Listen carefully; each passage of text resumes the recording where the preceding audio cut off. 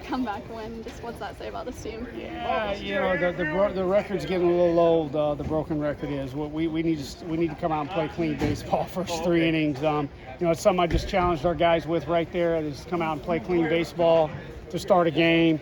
What it says is that there is a lot of positives to it, but shows that it's like I give a boxing analogy. It's like they got us to a 9 count right there in the first, and we got up off the mat, and we finished the fight in 15 rounds and got the decision. So, our offense today, I don't know what they ended up with, 15, 16, 17 hits, something like that. Good job to them.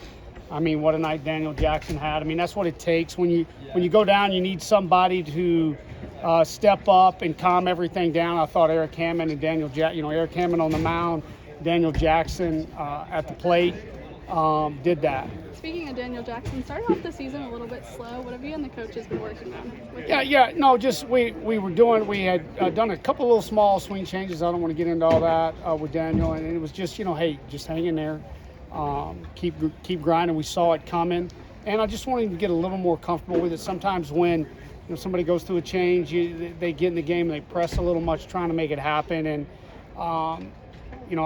we just thought he was ready. Yeah. Coach, you talked about needing people to step up in the game in between the lines, but Nolan McCarthy, he's constantly in the dugout telling his boys to get off the bench and start cheering when y'all are down. Can you talk about how important that is for a coach to not have to do that and have your players do it? Yeah, I mean Nolan, as I've told people, whenever he's done playing this game, whenever that is, he'll probably be the mayor, the governor, or something like that of wherever he's living. I mean, he's a true leader. He rallies people around him. He energizes people who want to be around him. He brings energy. You can't put value on that. You got a long day at the yard tomorrow. What's going to take to kind of get started in the right way? Well, by gosh, we better come out and put a 0 up on the board, and I'll challenge our guys to do that. That'd be real cool.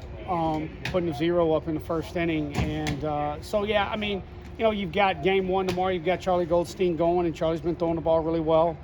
I've told people about this team, and their head coach does a phenomenal job. They're tough. They're going to be ready to play. They're going to be battle tested when they got here, and you saw it. I mean, they never quit tonight, and it's going to take a good effort all day tomorrow. Coach, I know he got in as a pitch hitter. Was it just a normal rest day for Robbie Burnett? Was it an injury? Yeah, no. Robbie just needed a little R&R, and he wasn't happy about it. But it's like I say at times, somebody's got to be the adult and manage workload. We got 6 games in 6 days, and so I told Robbie, you're going to take it off, and I said, be ready to hit.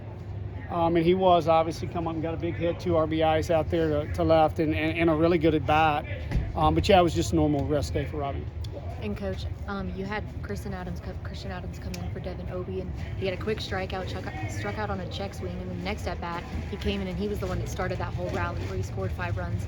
Can you talk about what does that mean for you as a coach when we're talking about analytics and you see someone respond to a rough at bat like that? Yeah, the first thing, we made that switch there. Our matchup grid was screaming left-handed right there on that, and you tip your hat to the young man who got him on the first one. He executed some pitches he probably hadn't executed all year. And he did it that at bat to Christian. And then, you bring him over, you give him confidence. Hey, man, this thing's saying you're going to hit this guy. Believe that. And he came up, and, that was a really nice swing. He got off, hit the ball really hard. I think he hit 105 on the ground for a hit and got us going, yeah. What did you see from Leighton today in the top of the first? Leighton, Leighton's slider got away from him, and I don't think he ever, got his confidence back after that. Was something we're going to work on.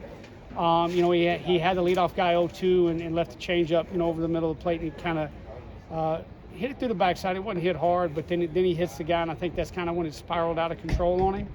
I tried to keep him out there to keep working through it, and we're going to work with Leighton. Leighton's, it's like I tell him all the time, is however you want to look at it, good news, bad news, you're going to be back out there, however you want to, take it. Thank you.